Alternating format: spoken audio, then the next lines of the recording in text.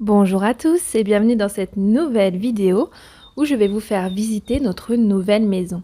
Eh bien oui, puisqu'avec mon mari, ça y est, nous avons acheté notre maison. Alors, elle est totalement dans son jus, c'est une maison des années 60.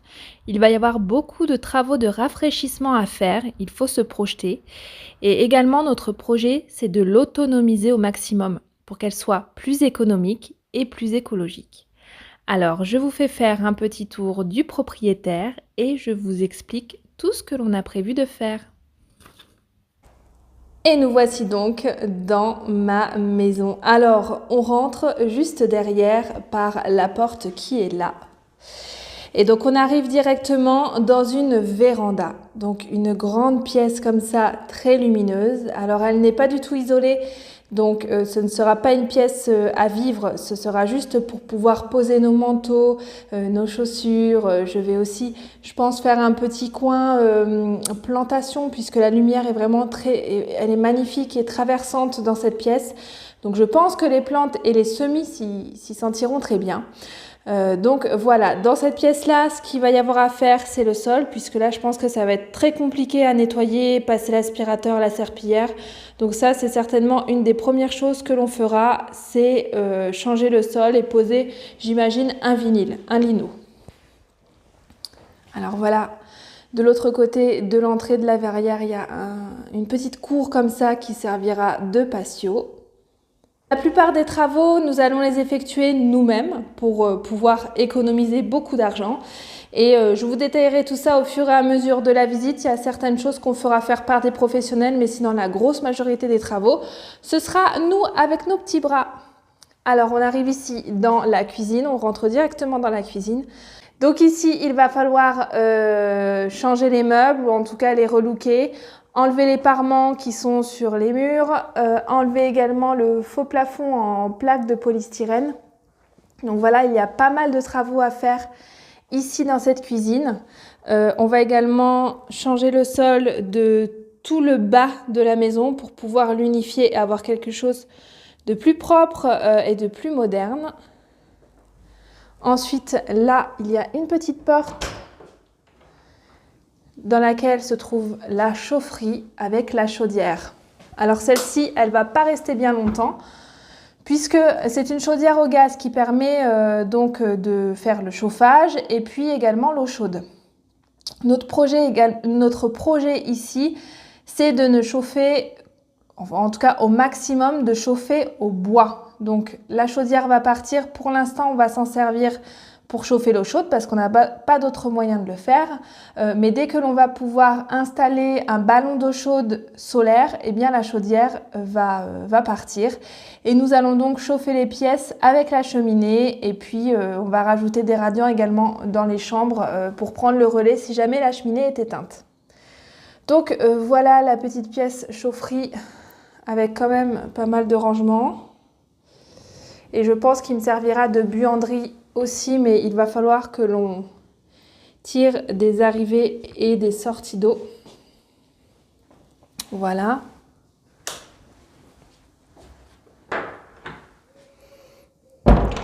Alors un des gros travaux aussi qui est prévu dans la maison, c'est d'installer des panneaux solaires. Donc je pense que les panneaux solaires vont être installés sur le toit. À la base, le projet, c'était de pouvoir les mettre directement au sol dans le jardin, mais ça va être compliqué de pouvoir faire ça puisque le jardin est tout petit. Il fait un peu moins de 700 mètres carrés et donc on n'aura franchement pas la place de mettre les panneaux solaires au sol, donc ils vont être mis sur le toit de la maison. Et ça, c'est un professionnel qui va le faire. Le toit de la maison et la cheminée, ce sont les deux seules choses auxquelles je n'ai pas envie que l'on touche nous-mêmes, parce que je trouve que c'est trop dangereux, que ça peut faire trop de dégâts sur la maison. Donc voilà, les panneaux solaires sur le toit par un professionnel, un couvreur. Et ça nous permettra de pouvoir autoconsommer notre électricité grâce au photovoltaïque. Et puis le réseau ERDF prendra fin. Et Enedis prendra le relais quand on n'aura pas assez d'électricité, des panneaux ou de nos batteries. Ça, je vous expliquerai, je pense, au fur et à mesure. Alors, la cheminée est ici. Je vais essayer de dézoomer un petit peu. Donc là, je suis rentrée dans la pièce salon, salle à manger, qui est vraiment très, très grande. Et donc la cheminée est ici, donc elle est vraiment dans son jus, je la trouve jolie, hein. Par contre au niveau du marbre, de l'habillage, je la trouve magnifique. Par contre, voilà, c'est vraiment à l'ancienne. Le conduit est encore en pierre, il n'y a aucun aménagement à l'intérieur, il n'y a pas d'insert. Donc c'est vrai que ça manque de sécurité. Elle va nous permettre de chauffer là sur la fin d'hiver 2023. On va la sécuriser, on va mettre une grille par étincelle devant, des tapis anti-feu et puis on la fera changer par un fumiste, donc un professionnel, pour l'hiver 2023-2024.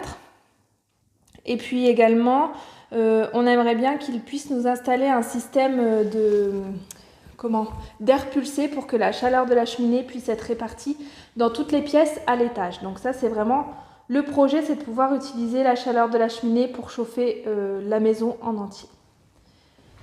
Donc voilà cette petite cheminée que je vais reboucher. Donc elle n'était pas utilisée par les anciens propriétaires. On va la remettre en fonctionnement. Elle a été vérifiée, elle a été ramonée et tout fonctionne bien. Donc on n'a plus qu'à y mettre les bûches à l'intérieur. Donc ici, on va refaire les peintures. On va également poncer les poutres pour qu'elles retrouvent le bois brut d'origine, le bois naturel. On va changer le sol, mettre le même sol, je pense, salon, séjour, couloir et cuisine. Et c'est quand même un salon séjour qui est très lumineux avec ses 3 fenêtres. Puisque là, on est début février, il fait extrêmement gris dehors. La pièce est lumineuse. La cuisine l'est moins, mais du coup, on va créer une verrière sur ce mur-là qui va donc permettre de faire rentrer davantage de lumière dans la cuisine. Donc ici, on arrive côté couloir qui mène aussi à la cuisine. Il y a 2 portes dans la cuisine. Il y a beaucoup de lambris sur les plafonds dans cette maison, donc ça, c'est quelque chose que l'on va repeindre. Et on arrive dans la première chambre qui sera notre chambre parentale. Donc là, on garde le sol, on va repeindre les plinthes en blanc. On va mettre aussi un coup de peinture sur les murs et puis repeindre en blanc le lambris. Et donc la chambre est vraiment très calme et elle donne sur l'espèce de petite cour patio extérieure que j'adore. Et je pense que l'été, ça va être très très très agréable d'ouvrir les fenêtres de cette chambre. Ensuite, au fond du couloir, un petit peu de rangement et les toilettes. Donc là, les toilettes vont être changées. On a beaucoup réfléchi à ce qu'on voulait mettre à la place. Est-ce qu'on mettait un toilette sec, enfin une toilette sèche ou un toilette sec, je ne sais pas comment on dit. Ou est-ce qu'on mettait un toilette japonais, puisque le projet d'ailleurs c'est déjà lancé pour nous. Nous arrêtons d'acheter du papier toilette. Nous utilisons de l'eau et puis des lingettes lavables. Donc on ne savait pas si on mettait un toilette japonais, une toilette sèche ou une toilette avec récupération de là, au-dessus là, au niveau de la chasse, un lave-main qui puisse récupérer les eaux grises, donc les eaux de lavage, pour pouvoir tirer la chasse d'eau. Et en fait, on va partir là-dessus, donc le lave-main au-dessus, ce qui fait qu'on n'utilisera plus d'eau du réseau pour tirer la chasse, on n'utilisera que des eaux grises, donc ça veut dire des eaux que l'on a déjà utilisées pour se laver les mains, pour faire la vaisselle, etc. Et puis on ajoutera également une petite douchette à côté des toilettes pour remplacer le papier toilette. Voilà, sinon là c'est pareil, il y a un petit peu tout à rafraîchir, hein, le sol, les murs, tout ça. Et le plafond, le plafond en lambris bleu. Ici juste en face on a la salle de bain qui est plutôt propre, pas à notre goût mais propre, avec un grand meuble vasque. Le chauffe-serviette qui est bien pratique et puis une douche juste ici où je pense qu'on va changer la paroi et puis par la suite je pense qu'on refera la faïence, le sol, etc. Mais c'est pas du tout urgent, c'est pas dans les priorités et je suis pas sûre que ça rentre dans le budget non plus. Donc voilà, toujours le magnifique lambris au plafond. Après, c'est vraiment, dans cette maison, c'est vraiment une question de goût, hein, au niveau de la décoration qui est un petit peu ancienne. Mais sinon, la maison est très saine, l'électricité est totalement aux normes. Tout ce qui est installation, chauffage, gaz, etc., ça va partir. La maison n'est pas humide, elle n'a pas une classe énergétique trop mauvaise, le toit est bien isolé, le toit est en très très bon état. Donc c'est franchement une maison très saine qui avait un bon rapport qualité-prix. Donc là, on monte à l'étage où il y a déjà des cartons. Et donc c'est une grande pièce palière avec une belle hauteur sous plafond, une mezzanine, et qui est très lumineuse. Donc ça va être génial pour pouvoir installer un bureau à loisirs créatifs et également pour pouvoir filmer les vidéos YouTube, puisque la lumière éclaircit énormément cette pièce. Je l'adore. Ça va être très agréable, je pense, de travailler ici.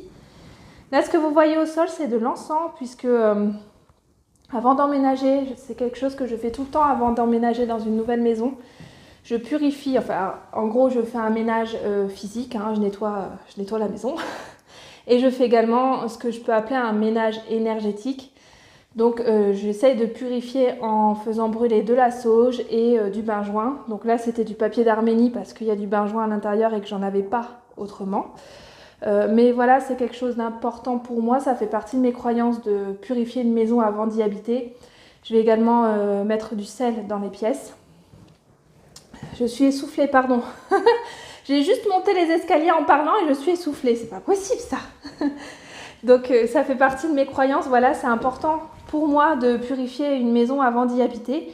Puisqu'en fait, simplement, je ne sais pas qui est-ce qui habitait ici avant, qu'est-ce qui s'est passé ici, dans quelle ambiance, dans quelle énergie est-ce que vivaient les gens là.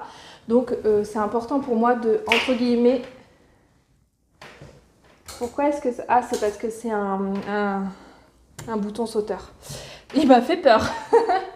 Donc, je disais, c'est important pour moi de nettoyer les lieux avant d'y habiter pour que ce soit propre au niveau des énergies.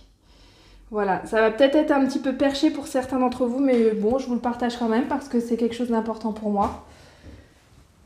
Et ça fait partie de ma vie aussi, comme tout le reste. Alors là, on a la deuxième salle de bain de l'étage avec une douche qui, je pense, qu'on ne va pas très souvent utiliser parce qu'en fait, à mon avis, on va tous se laver en bas. Et assez rapidement, j'imagine que l'on va changer la douche pour y mettre une baignoire à la place. Donc ça va faire quand même pas mal de travaux de démolition et de finition parce que du coup au passage on changera la faïence et le sol, donc ça va quand même faire quelques petits travaux, pas forcément compliqués mais longs et qui coûtent cher, donc je sais pas quand est-ce que ce sera fait mais c'est dans le projet. Et donc en tout cas on a un deuxième toilette à l'étage et ça c'est vraiment très pratique quand on dort à l'étage. Voilà. Ensuite en face on a un petit palier où l'on pourra y mettre une petite bibliothèque, des poufs, un petit coin repos, lecture, ce genre de choses, ou même simplement du rangement au niveau des jouets des enfants. On verra comment est-ce qu'on aménage ça. Mais c'est toujours sympa voilà, d'avoir un petit couloir lumineux. Ici, nous avons la deuxième chambre de la maison qui va être la chambre de mes enfants. Donc mes deux enfants vont dormir tous les deux dans la même chambre. C'est une demande de la part de ma fille. Elle veut continuer. Alors aujourd'hui, ils dorment ensemble parce qu'on n'a que 2 chambres dans notre maison. Mais ici, on lui a laissé le choix et elle nous a dit qu'elle voulait continuer à dormir avec son frère. Donc je pense qu'en fait, elle est rassurée quand elle dort, quand il y a une présence dans la chambre. Donc pour l'instant, ça va se passer comme ça. Et si au bout d'un moment, l'un des deux nous émet le souhait de vouloir avoir sa propre chambre, eh bien, on fera le nécessaire puisqu'il y a une 3e chambre juste à côté. Donc voilà, elle est plutôt propre. Il y aura quand même un coup de peinture et de déco à faire à l'intérieur pour qu'ils puissent s'y sentir bien. Et puis c'est tout, le placard va être bien pratique. On va y rajouter une tringle parce que ce sont que des étagères, mais voilà, ce sont vraiment là des tout petits travaux d'aménagement. Bon, la porte par contre, elle n'a pas été repeinte avec le reste, je ne sais pas pourquoi. Donc voilà, dans son jus, elle est comme ça, avec la tapisserie et tout. On va enlever tout ça. Et la 3e chambre qui est ici, juste à côté, avec du lambris au plafond pour celle-ci, donc ça va être repeint. Et il y a une porte ici, simplement parce que il y a un accès extérieur en fait sur le côté de la maison. Donc c'est pour ça qu'il y a une porte dans cette chambre. Et voilà, elle est également très lumineuse. Encore plus quand on ouvre le deuxième volet qui est là. Donc c'est vraiment un espace à l'étage très agréable, je trouve. La luminosité y fait pour beaucoup. Les volumes sont très raisonnables, donc voilà, on va s'y sentir bien, enfin surtout les enfants parce que c'est eux qui vont être le plus souvent à l'étage. Et donc le projet ici, ça va être aussi d'enlever les gros radiateurs au gaz, à l'eau chaude. Et on y mettra donc soit des radiants électriques pour prendre le relais de la cheminée quand la cheminée sera éteinte, parce que des fois, la nuit, la cheminée ne fonctionne pas quand on est en train de dormir, ou quand on n'est pas chez nous non plus, et qu'on n'a pas alimenté le feu pour que ça puisse durer le temps de notre absence. Eh bien, il y aura quand même des radiants dans les chambres pour pouvoir prendre le relais là-dessus. Et puis, on se demande même si ici à l'étage, on ne mettra pas plutôt une clim réversible pour les enfants, puisque peut-être que l'été, il va faire vraiment très chaud sous les combles là. En tout cas, c'est toujours ce qu'on a connu dans nos maisons à étage.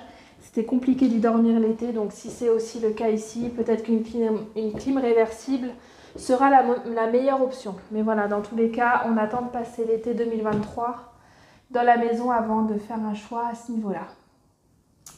Donc voilà, nous avons fait le tour et puis nous allons maintenant aller voir l'extérieur. Alors, je passerai en voix off pour vous faire visiter l'extérieur puisque je ne suis pas sûre d'assumer devant mes voisins de parler à une caméra. On se connaît pas assez bien pour ça quand même. Ils vont me prendre pour une folle, ils vont se demander c'est qui celle-là. Donc je vais vous faire des plans images et puis je reviendrai par-dessus en voix off.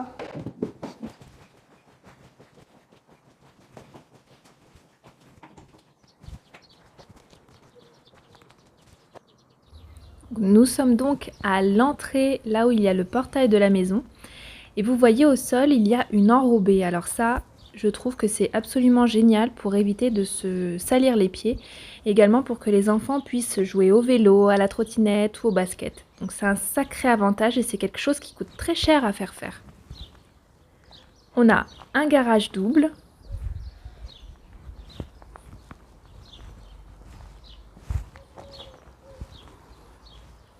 Et ici, dans cette petite cabane, nous allons y installer nos petites poulettes.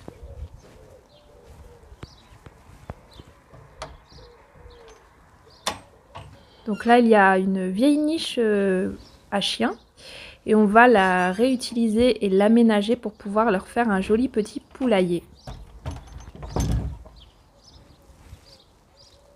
Alors sur le côté, on a un puits, ça c'est vraiment quelque chose que l'on cherchait dans notre achat immobilier puisque ça va nous permettre d'autonomiser au maximum la maison au niveau de l'eau tout simplement.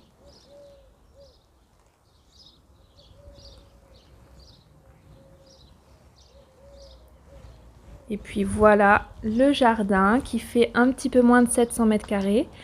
Alors je pense qu'il a été laissé complètement à l'abandon par les anciens propriétaires, donc il va y avoir pas mal de nettoyage, de démoussage, de jardinage, de plantation à faire aussi. Voilà, il y a du travail, mais il y a également de très très jolies choses à faire dans ce jardin. Et là, sur le côté, on va clôturer une partie pour pouvoir faire le parcours des poules. Donc je pense qu'elles auront toute la partie qui va jusqu'au grillage au fond. Et puis de l'autre côté, j'installerai mon potager, certainement par ici, pour éviter que les poulettes puissent aller dedans et me piétiner, me picorer, me gratter les plants. Voilà. Bon et bien écoutez, j'espère que cette visite vous aura plu. N'hésitez pas à me laisser un petit commentaire pour me dire ce que vous en avez pensé. Et je vous dis à très bientôt. Je reviens rapidement avec la vidéo concernant le prêt immobilier de cette maison. Et donc je vous dis à très bientôt. Merci d'avoir regardé ma vidéo. Bye!